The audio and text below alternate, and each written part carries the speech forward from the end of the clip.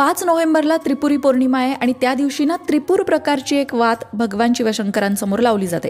आता ही त्रिपूर वात जी आहे ती लावण्यामागचं नक्की कारण काय बरं, हा प्रश्न मनात आला आणि मग लगेच उत्तर शोधलं. जे मला सापडलं ते तुम्हालाही सांगते. पुराणानुसार ना तारकासूर नावाचा राक्षस होता आणि त्याचा वध भगवान कार्तिकेयांनी केला हे सगळ्यांना माहिती आहे. पण त्या तारकासुराचे 3 मुलं होते, विद्युन्नमाली, तारकाक्ष आणि कमलाक्ष. हे तिघेही बलवान होते आणि तपस्वी होते.